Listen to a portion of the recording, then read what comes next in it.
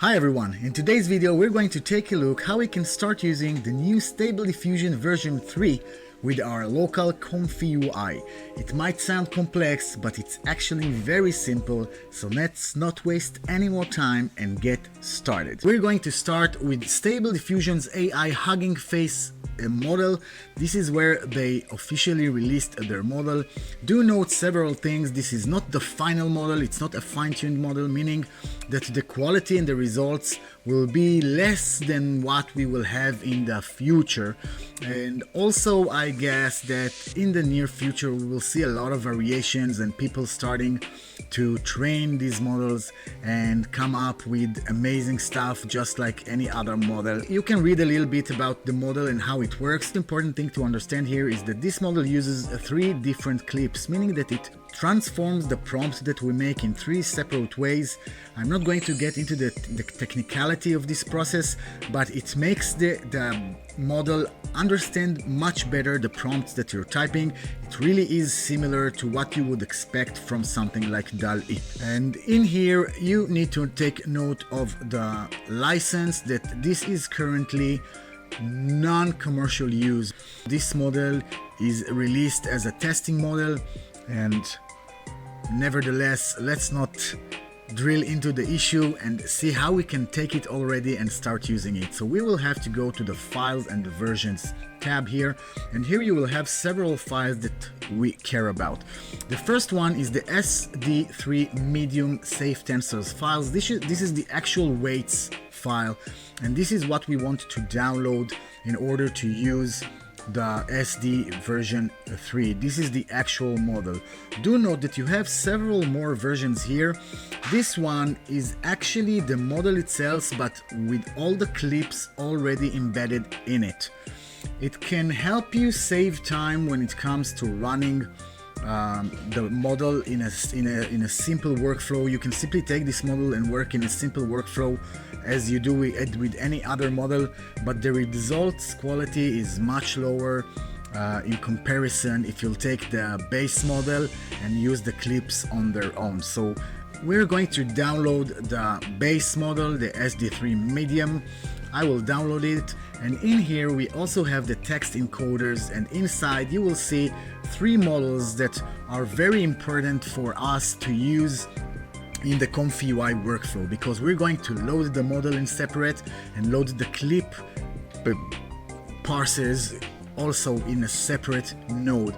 And we're going to download the clip G, we're going to download the clip L, and you can download one of these 2 T5XXL, either FP8 or FP16. Floating point 16 is a bit heavier and it requires a lot more of computation power, so we're going to download the floating point 8. The difference is very minor. The floating point 8 is more than enough. So we're downloading all the files.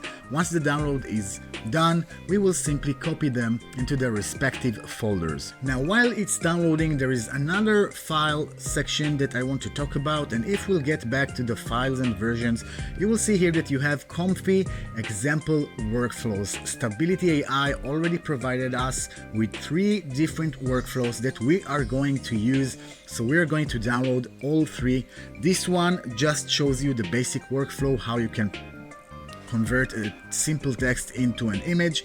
This one will show us how we can use the fact that the Stable Diffusion 3 model uses 3 different clip encoders in order to work with a multi-prompt concept. It's very nice. It can give you amazing complexity and amazing dynamic to the generations, and they also added an upscaling workflow. We will take a look on all the 3, and in order to do that, we'll start by copying the files to the respective locations. If we're going to the ComfyUI root folder, in there we'll go inside the ComfyUI folder and we will have models. The downloaded safe tensor files, whether you downloaded the file with the clip embedded in it or not, will go into the checkpoints. So here I simply added both files, both the one including the clips and the one that does not include. Do note that I renamed the files. I have naming conventions that It makes it easier for me because I have a lot of models, so it's much easier for me to manage the models that way. So I rename it to be SD3-medium, and here I will change it to be SD3-medium and dash clips, so I can easily know which model is which. Also, in the models, into the folder called clips, I have copied the 3 clip safe tensors that we downloaded. All 3 of them just need to go in here, nothing special that needs to be done. And the last thing that I also copied and saved is the workflows, and I saved it into a separate folder where I can save all my workflows, that is called workflows. Great, it's time to load up ComfyUI. Now that we have ComfyUI up and running, before we will start working with the Stable Diffusion new model, we want to make sure that our ComfyUI is in the most updated version. And in order to do that, it's very simple. We'll just click here on the manager. Let me see if I click here on the manager. And once you click the manager, you will have here update all. Once you click it, it will start the process of updating all the custom nodes and all the core frameworks of the ComfyUI. And once it is done updating, it will give you this pop-up asking you to restart ComfyUI. We will click the restart button and let it reload the entire server. You can see here that it says reconnecting. Once it's done uploading all the framework, it will just disappear and everything will work once again. Now we're going to click the load button. Once we click the load button, we will go and navigate to the place where we kept our workflows. For me, it was in the ComfyUI hard drive, and I created there a folder called workflows. And as we said before, we have 3 workflows, and we're going to start with the most basic one. Open it up. If you're not up to date, you will see that you have red nodes in several places. So if you see any node that is red and you will get an error when loading the workflow, it means that you're not using the most updated ComfyUI interface. And let's quickly go over the workflow to understand what's going on. So the first node is the load checkpoint, and this is the regular load checkpoint. And here on the CKPT name, we're just going to select the SD3 medium model that we downloaded earlier, and this one is not including the clips. And here comes into play this new node called triple clip loader. As we explained, the Stable Diffusion 3 works with 3 different clip encoders, and this is why we need this special node. In here we will simply choose one by one, as it already selected the 3 clips that we downloaded before from the Hugging Face website. And this time, instead of using the clip from the load checkpoint node, we will simply use the clip from the triple clip loader. This goes rather simply and the same as any other workflow, directly into the text encode. We have a positive one and a negative one. If you are confused as for the colors, it's very simple. You can actually color any node that you want simply by right-clicking it, and here you will have colors and you can choose any color that you want for each node. Another thing that you can see here is that we have a node called empty SD3 latent image. This replaced the latent image, the empty latent image, the default one. By the way, you can also use this one, but this one is a bit more enhanced and more optimized to be used with the Stable Diffusion version 3, so it's a good thing to use it. And we're going to remove it. Here we're just for the first run, we're going to leave it as is, and we're going to remain with this prompt. These 4 nodes that are dealing with conditioning are used to optimize the process of converting the prompt into an image. I'm not going to go into the technicality of it, but just know that you can literally skip it and just drag the conditioning directly into the case samplers. The results might vary and it might reduce or improve, by the way, the results of the image generation. But as it was included in the default workflow, we're going to trust Stability AI and we're going to leave it here, and it will make the results a bit more fine-tuned. As for the rest of the flow, everything continues the same. We're using the regular case sampler. Do note that the seed here is been converted into a node. This is just for convenience. It has no meaning if the seed is embedded inside the node or not. And once we will click the Q prompt, all the process will start working and we'll see the results. Do note that there is a very high number of steps here to generate a detailed image, and we are using a sampler called DPMPP2M that generates a bit more details, and the scheduler is SGM Uniform, which works the best with the Stable Diffusion version 3. So without any delays, we'll click the Q prompt.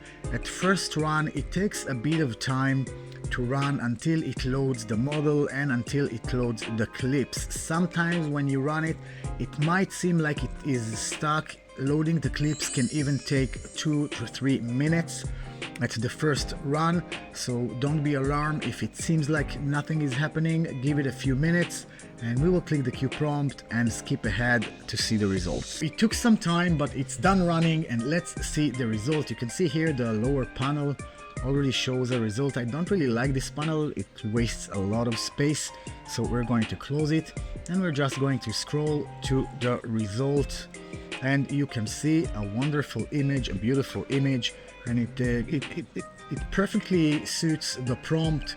If we read the prompt, a female character with long flowing hair that appears to be made of eternal swirling pattern resembling the northern lights. You can see that pretty much it works very well. So one of the things that Stable Diffusion version 3 is supposed to be is much more coherent when it comes to prompting. So we're going to do a test using our beloved ChatGPT, and we will see how it handles prompts generated by ChatGPT. We're going to ask it to generate a text to image prompt describing in details a mystical creature living in a lush forest.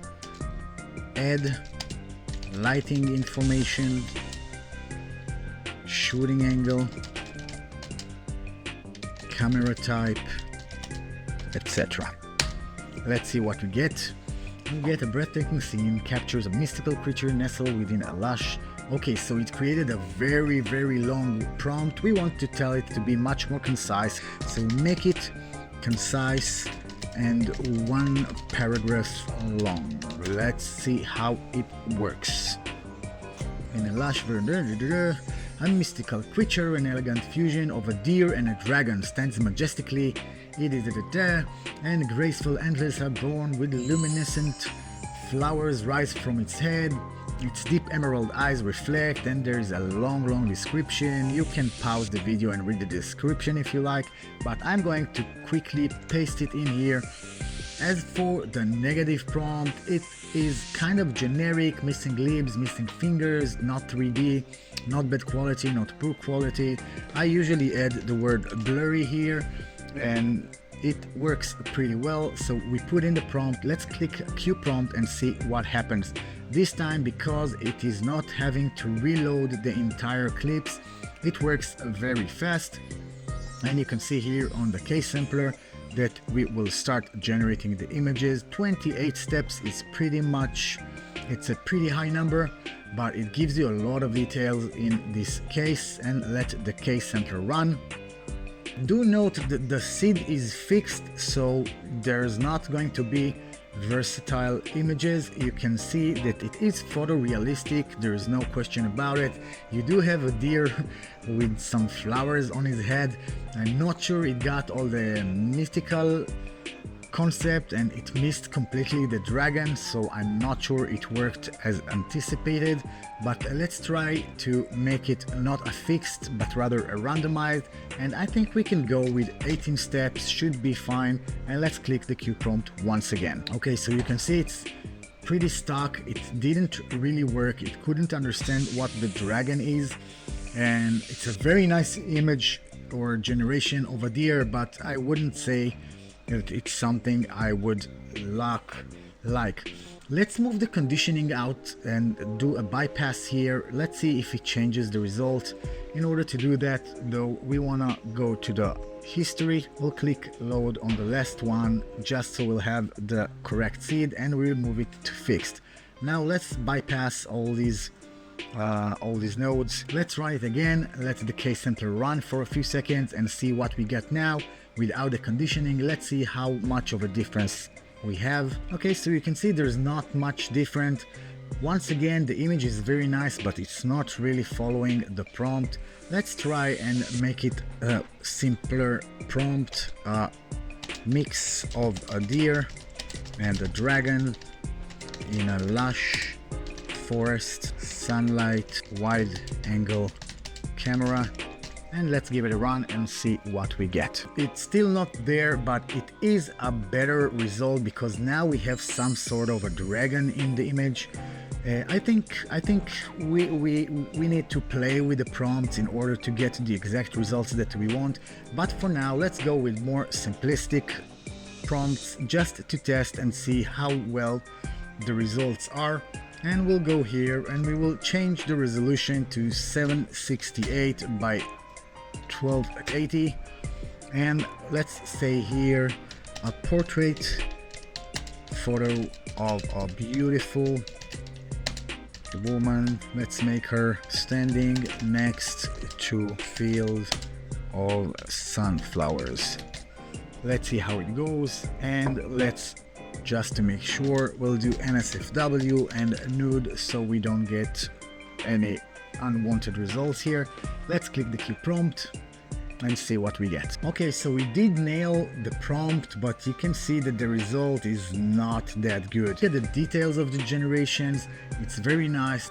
So the next thing I want to check is the text rendering, which is supposed to be much more coherent in this. So we'll say a man holding a sign saying welcome home. Welcome home, and see what we get. Okay, so it nailed the text. You can clearly see a sign saying welcome home. You can see a man holding a sign, but his hand is a bit off, I would say. Let's do another run. This time let's get back to 28 steps and see if there is a huge difference. What I do want you to see is that the quality of the skin and the photorealism of the image is very, very high. And let's click Q prompt once again and see if there is a big difference when using a higher step value. Okay, see, there's no doubt that the result is much better when we use the higher number of steps. This is a beautiful image. It's very photorealistic. Look at the texture of the skin. The face looks very nice. The wrinkles on the face. The sign actually spells welcome home correctly, which is very nice. I would say that the fingers are also quite nice, not 100%, but all in all it seems like you have 4 fingers here and 4 fingers here, and the thumb doesn't show, so it looks very nice. So just for the sake of testing, let's load once again the girl in the sunflower field, and let's pump up the number of steps to 28 as well, and give it another run. Let's see the difference. So you can see the same here. This is what we've got now, and this is what we got before. This is the before, this is the after. You can see there is a clear difference in the quality of the image that is generated. So using a higher step value is recommended here. Let's even try pumping it up even more and do something like 36 steps and see if we get a better result. Yeah, so we're getting there. Without a doubt, it looks better. I really like the model. I want you to look at the details. Look at the small hair reflecting in the sun. I really like the quality. Look at the hairs on the flower, the details of the flower. I really think the model is doing a great job here generating this image. It really looks photorealistic, and it can even be further enhanced and fine-tuned using the prompt if we'll add some more details to the prompt. I really like the results so far. I really like what I'm seeing. Let's give it another prompt, but this time let's not go with a realistic one, but let's go with a cartoonish one. So we'll say a cartoon of a cute mouse singing on a stage in front a crowd of cats. Click Q and see what we get. This time let's do it to 1280 by 768. So we want the image to be a landscape. We can also put back the conditioning zeroing. Click Q prompt. Okay, so this is the result that we got. Indeed, it is a cartoon of a mouse on a stage in front of cats. Everything is a bit twisted, but all in all I think it nailed the prompt. Maybe we should give it a bit more detailing and I'm going to remove the negative ones in this case because I do want it to be a bit 3D, and so we'll give it a 3D style cartoon of a cute mouse singing on a stage in front of a crowd of cats, or a cat's crowd, maybe. Let's give it a go. And as you can see, the result is much more what I wanted. You can see a very cute mouse singing in front of very cute cats, and I think that this model is very promising, and we're going to see amazing variations and amazing checkpoints being made on base of this model.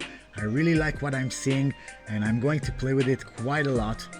And another thing that I want to test out is the use of text in a design, for example. So let's say that we want a logo design for a gaming company called AI Art Gaming.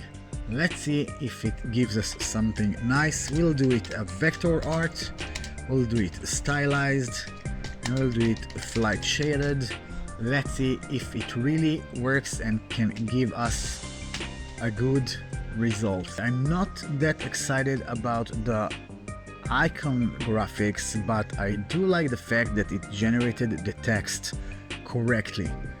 So I'm pretty sure that I'm going to use this model quite a lot when it comes to base for my designs or base for my creations, and I really think it's a very promising model, and we're going to see wonders being made with it. That said, let's check the other two workflows and see what we've got there. So we'll click the load and go to the second workflow, which shows us an example of using a multi-prompt. The multi-prompt basically takes advantage of the ability to use 3 different clips when it comes to encoding the prompt or processing the prompt. This means that the model will use each prompt separately and then will composite the image into one generation. The results can be very, very nice, and let's just give it a go with the default of the workflow loader. So I'm going to load once again the one that does not have the clips embedded in it, and I'm just going to click Q prompt. Straightforward. The workflow is exactly the same as the previous one, with the one exception that here we're using something called clip text encoded that is unique for SD3, and it's got 3 inputs for prompts. So it will take each prompt, it will generate a latent out of it, and then it will composite everything together. Let's click Q prompt and see what we get. It's done running, and let's look at the results, and it is quite spectacular. I want you to look at the image, and let's bring the prompt close to the image so we can go over it and see it one by one. So you can see that the 2 first clips basically describe the background. So the background is dominated by deep red and purples. You can see that it nailed the prompt, creating a mysterious and dramatic atmospheric similar to a volcanic eruption. You can clearly see that this is the background, and here it actually describes the foreground. So you can basically separate the background and the foreground in different ways, and we're going to try and do something here. We will do red and green atmospheric background. We're going to let it do its thing. Here we're going to do, let's go with the same concept for now, and here we'll do a bird flying towards the camera.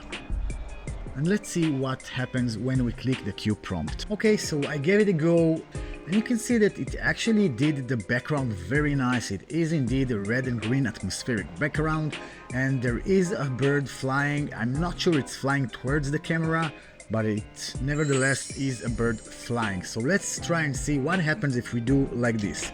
Red, and here we're going to say blue, and here let's make it a tiger running to the camera, and here we'll say red flames behind, and here we will do blue clouds above. And let's see what is going on. It seems like a very powerful tool that one can use, and it's got a lot of flexibility that you can take advantage of, and I assume we will see a lot of generations being made using the multi-prompt concept. It's done running. I'm not sure how it incorporated the red flames behind. I would say that these two prompts are probably needs to be pretty much the same. The rendering of the tiger is very nice. Look at the details of its stripes. Look at the face. It looks very realistic. I really like the water ripples, the texture of the rocks. So basically, I gotta say I'm really excited about this model. Let's do red flames behind with some blue clouds above, and we'll put it in both prompts and see what happens. And the results looks rather nice, so you can actually see that indeed these two prompts are what the background shows us, and the tiger in front of it, you can see some kind of a composition line here. Not sure how it exactly works, but all in all, I'm very satisfied with the results that I'm seeing. I really like the details of the generations. Look at the grass, look at the sand, look at the flames. I really am going to like this model. I can already see it.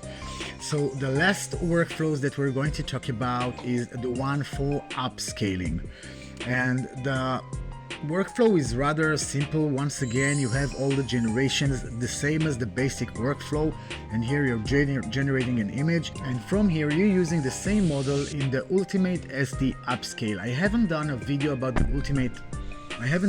yet about the Ultimate SD Upscale, but for now I'm just going to use it as is. What I am going to explain is that in order to use an upscaling model, you need to download the upscale model. In this case, they're using the ultra sharp. You can see here that there's a node called load upscale model, and this upscale model simply goes into the upscale model node here in the Ultimate SD Upscale.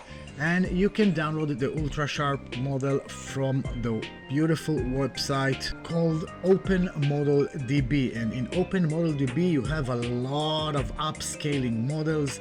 You can test them out. It all works the same. You simply have to change the model that you load here. You can select whatever model you want, but I'm going to stick with the ultra sharp, so I'm just going to write here ultra sharp. And if I'll write it, you will see here that you have the 4x ultra sharp. Once you click it, you can click the download, and you will download a PTH file. We're going to take the PTH file of the upscaler, and we're going to put it in the ComfyUI folder under models, and here you will have upscaler models, upscale models, and here you can see I've put the 4x ultra sharp, and then you can work with it. If you're missing the Ultimate SD Upscaler, just go to the manager and you will click here the install missing custom nodes. Once you will load the workflow, if you'll see a message saying that there is a missing node, just go to the manager, click on the install missing custom node, restart the interface once it is done, and all will work fine. And now I'm not going to deal with all the information here. I'm just going to run it once. What you need to do is that it looks very similar to a sampler. There are all kind of adjustments that you can do here. Basically what this Ultimate SD Upscaler does, it slices the image into tiles. Here you can set the tile width and height. What it does, it basically renders the image in several steps. Each time it renders a different tile, and then it stitches them all together. So now if we're going to tell it to upscale the image that we're generating, which is 1024 by 1024, and we're going to upscale it 2 times, we will have a 248 by 248, meaning that it will do it in 4 tiles. 1024 by 1024, another 1024, 24, another and another, and then it will stitch them all together to generate a much higher result of an image. So here you will see the preview image that will be the original image, and here we will see the upscaled image, and we will see the difference between the two after we will run it. Okay, so it's completed the K-sampler run. Now it's going through the decoder. This is the image that we've seen on the basic workflow, and now we will take this image and it will run it through the Ultimate SD upscaler. It will divide it into 4 different tiles, and it will generate each tile in this size, and the results will be a much higher quality image with much more details. Let's give it a few more seconds to run and let's see the final results. And it's done running its 4th round, and let's see the result. At first glance it looks very much the same, you don't see a lot of difference, but let's see what happens if we scroll in. Well, if you scroll in, you can now start see that here on the upscaled image we have a bit more information and more details, but it will really be shown and clear if we'll take this image. Let's go and resize it. You can see that this is the maximum size of the image that it can show us, and we'll do the same with the upscaled one. We accidentally put it into the group, and we will do the same with the upscaled one, and you will see that the upscaled one can generate a much bigger image, actually 4 times the image. And right now if we will scroll inside, let's move it here so we can see the borders. If we'll scroll in right about now, if you go here, you can see that the eye is very blurry, but if we'll go and scroll to the upscale version, you can see that there's a lot more details in the eye. You can see the information inside it, you can see it in the hairs. If we look at the diamonds here, look at this area with the diamonds, you can see that it's very pixelated and there is not much details of the diamonds. Looking in here, you will see all the patterns of the diamonds that start to emerge, and of course we can run it again and make it even bigger, which will give us even greater results. All in all, I think that the upscaler did a very nice job. The details are very nice. It preserved the information of the original painting. It didn't change the details in a way that it generated a whole new section of things. I really like it. I really love the results. I really think this model is very promising. As you can see, the model is not complete yet. It's not doing amazing results, but the results are very good. Please consider that it is not the final and fine-tuned model. There is a long way to go, and the training continues on this model, and I bet you that the next releases of this model will be amazing and will blow our minds. I really like the results I'm seeing. I've seen some people really disappointed from the results of the model. I just think that if you play correctly with the model, if you understand how the prompts works a bit different, you can get a much better results. I really like what I'm seeing. I can't wait for the community to start creating variations of this model. I really hope you like this video. If so, please like and subscribe, and see you on the next video. Bye.